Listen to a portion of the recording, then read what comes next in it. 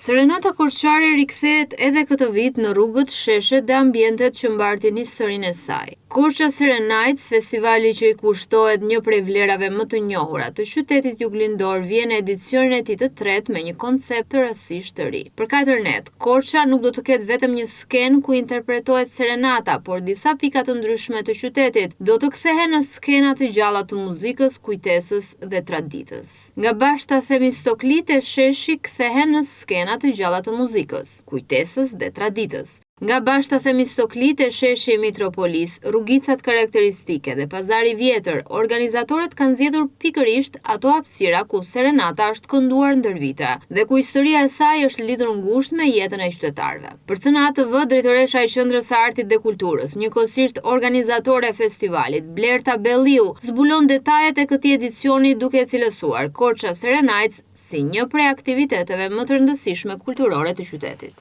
Këtë vit jemi në edicionin e tretë të netëve të Serenatës, një festival i cili është në ADN-n e këtij qyteti, është një trashëgimi, është një histori dhe është një nga simbolet më të bukura të këtij qyteti. Dhe prandaj unë me shumë krenari e them që ky është festivali ndoshta më i bukur i vitit. Këtë vit do të kemi disa gjëra të reja nga ato që kemi pasur nga vitet e kaluara. Risia e parë dhe njëkohësisht një prej ndryshimeve më të mëdha të këtij viti është mënyra se si do të zhvillohet festivali. Në vend që 4 netët të përqendrohen në një hapësirë të vetme, organizatorët kanë zgjedhur ta shpërndajnë aktivitetin në disa prej zonave më karakteristike të Korçës. Qëllimi është që publiku të mos jetë thjesht spektatori një koncerti, por të jetë pjesë e një atmosfere ku muzika ndërthuret me arkitekturën, historinë dhe kujtesën e qytetit. Më lejoni të zbuloj që nuk do të zhvillohet gjithë festivali në një ambient, por do të jemi në disa zona shumë të rëndësishme të qytetit. Zona të cilat janë zona që në përmbajtjen e tyre kanë, si thua, mbrapa meje ne kemi kaqllat e Korçës, kemi këto rrugë të bukura, janë, si thua, ato rrugica dhe ato qoshkat të Korçës ku shumë qytetarë të Korçës dhe jo vetëm kanë kënduar serenatë për dashurinë, për Korçën e për çdo ndjenjë të bukur, sepse për mua serenata nuk është këngë, është ndjenjë. Dhe duke qenë se është një ndjenjë, do përpiqemi që edhe ky vit, ky edicion të sjellë sa më shumë dashuri. Për organizatorët, kjo zhvendosje e festivalit në rrugicat dhe hapësira tradicionale nuk është thjesht një zgjedhje artistike. Është një mënyrë për ta kthyer serenatën aty ku ajo ka jetuar gjithmonë mes njerëzve në rrugët e qytetit dhe në ato ambiente ku kënga është përcjell nga një brez tek tjetri. Dhe pikërisht për ta mbajtur gjallë këtë ndjenjë, këtë vit në festival do të ketë një kombinim mes emrave të njohur të serenatës dhe artistëve të rinj. Organizatorët synojnë që serenata të mos mbetet vetëm një traditë që kujtohet nga breza më të vjetër, por të bëhet pjesë edhe e kulturës muzikore të rinjve. Do të kemi shumë zëra të veçantë, do të kemi artistë të njohur, artistë cilët janë për të parë në këtë festival dhe që kanë kënduar shumë serenatës, do të kemi, ajo që është e veçantë, do të kemi dhe zëra të rinj, sepse ne e kemi detyrë që këtë serenatë ta çojmë tek brezi i ri. Kështu në skenat e Korça Serenades do të ndërthuren zërat e artistëve që prej vitesh janë identifikuar me serenatën korçare me këngëtar të rinj, në një përpjekje për ta mbajtur këtë trashëgimi të gjallë dhe për ta bërë atë të dëgjohet dhe të këndohet edhe nga brezat e rinj. Pra do të kemi disa këngëtarë cilët do të jenë pjesë e çeljes së këtij festivali, sepse dëshira jonë është që në këtë, si thua, në këtë pjesëmarrje të publikut të mos ketë vetëm mosha të cilët e njohin mirë serenatën, por të kemi edhe brez të ri, i cili e dëgjon, por dhe e këndon këtë vlerë të padiskutuar të Korçës. Por festivali këtij viti nuk do të jetë vetëm muzikë. Për të 4 netët, vizitorët që do të mbërrijnë në Korçë do të kenë mundësinë të njihen edhe me ato që qyteti dhe qarku ofrojnë përtej serenatës. Para nisjes së mbrëmjeve muzikore, zyra e turizmit do të prezantojë paketa dhe informacione për bizneset, artizanët, muzet dhe galeritë. Një tjetër element i ri do të jetë edhe prezantimi i pijeve artizanale të prodhuara në Korçë dhe në qarkun e saj, të cilat do të mund të degustohen nga qytetarët dhe vizitorët. Do të kemi 4 net ku unë do të theksoj këtë vit, nuk do të kemi vetëm serenatë. Domethënë përpara orës 20 ne do të kemi disa paketa nga zyra e turizmit që po punon me shumë dashuri për të promovuar të gjitha bizneset, për të promovuar artizanët e këtij qyteti, për të promovuar muzet, galeritë. Pra, çfarë mund të bëj një vizitor në 4 net serenatës. Dëgjon serenat, por dhe ka mundësinë që midis një infoje të detajuar, e cila do të ketë një pasqyrim të saktë, jo vetëm të Korçës, por gjithë qarkut të Korçës, ku mund të kalojnë këto 4 netë të mrekullueshme. Ndërkohë, për ta plotësuar atmosferën, çdo natë do të ketë edhe një element gastronomik e artizanal me mundësinë për të shijuar pijet artizanale të prodhuara në zonë. Në çdo natë ne do të kemi, ndryshe nga herët e tjera, do të kemi dhe përveç serenatës, do të kemi mundësinë që qytetarët të shijojnë, të degustojnë dhe pijet artizanale që bëhen në Korçë dhe në qarkun e Korçës.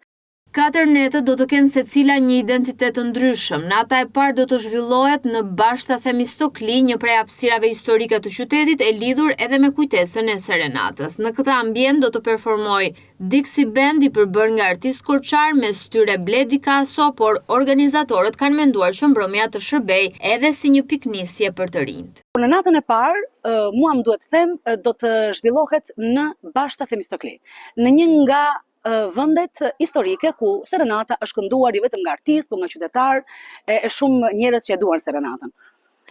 Do të jetë një natë ku do të kemi Dixie Bandin, i cili është i përbërë nga artistë të Korçës, dhe këtu do të jenë Bledi Kaso, por do të ketë dhe një gjeneratë më të re se Bledi Kaso për ta nisur dhe për të treguar që Korça mbetet gjithmonë e re. Nata e dytë zhvendoset në sheshin e Mitropolis, këtu publiku do të ketë mundësinë të dëgjojë disa prej zërave të njohur të serenatës korçare, por edhe këngëtar të rinj. Në skenë do të ngjiten Mihallaq Andrea, Ermira Kola, Tomi Kondakçi, Flavia Zere, Erika Ahmeti dhe artistë të tjerë. Një natë e konceptuar si një urë mes brezave, ku një prej figurave të serenatës do të pasohet nga zërat e rinj që synojnë ta mbajnë këtë traditë gjallë. Në natën e dytë do të jemi në sheshi i Mitropolis, ku do të kemi kënaqësinë të shijojmë zërat e Mihallaq Andreas, Ermira Kola, Tomi Kondakçi, Flavia Zere, Erika Ahmeti, mos harroj të rinjt se janë shumë. Dhe ajo do të jetë një natë që fillon me një nga personalitetet e serenatës dhe për të vazhduar me më të rinjt.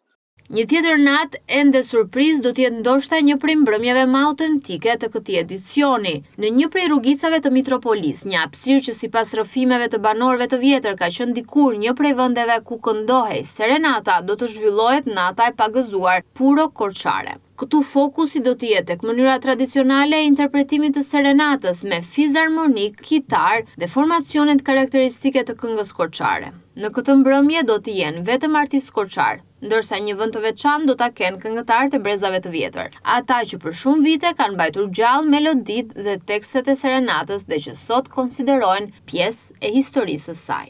Do të jemi në një rrugicë të Mitropolis, që është mbrapa meje. Është një zonë që ata që janë shumë të vjetër se sa unë më kanë sugjeruar dhe kanë thënë që këtu kemi kënduar serenatën.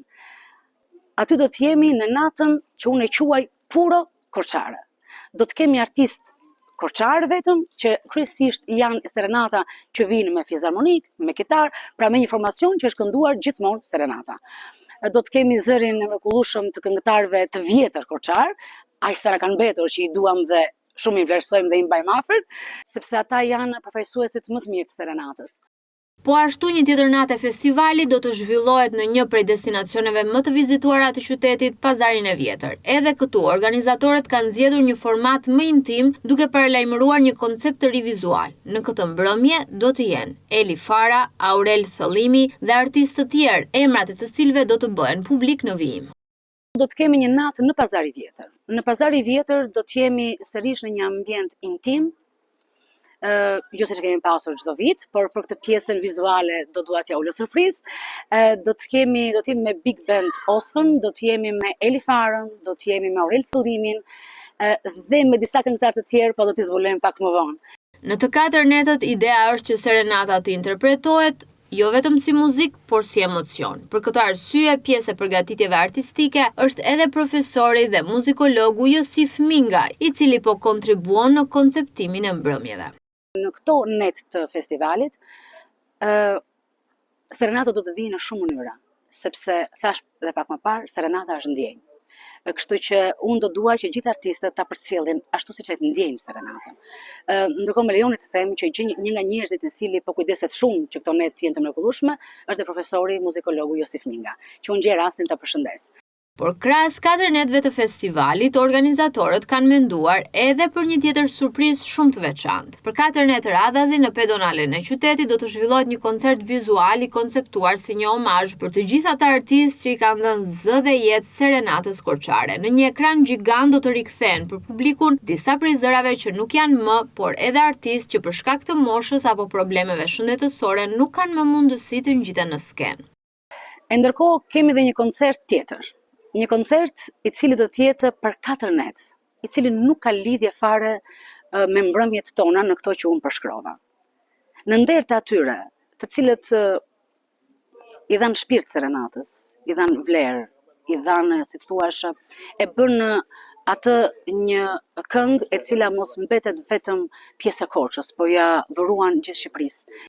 Për 2 orë, gjatë secilës prej 4 netëve, publiku në zonën këmbësore do të ketë mundësinë të shohë dhe të dëgjojë këngëtarë që kanë qenë pjesë e historisë së serenatës, një mënyrë për t'i rikthyer në skenë, edhe pse virtualisht zërat që për shumë korçar janë të pazëvendësueshëm. Me shumë kënaqësi, unë do të prezantoj një koncert i cili është një koncert vizual. Në pedonalen e qytetit do të ndërtohet një ekran shumë i madh për të sjellë të gjitha zërat e atyre që nuk janë më, por dhe atyre që janë, por e kanë të pamundur për shkak të moshës të shëndetit të ngjiten në skenë. Kështu që për 2 orë, në 4 net, në zonën këmbësore, për gjithë ata që më thonë ndonjëherë, po ku vjen më ky? Nuk ka më si ai? Po, do të vijë në një mënyrë dhe ata që duan të dëgjojnë vetëm ata, sepse si ata nuk ka, kanë mundësinë të shikojnë dhe të dëgjojnë përsëri në serenatën korçare.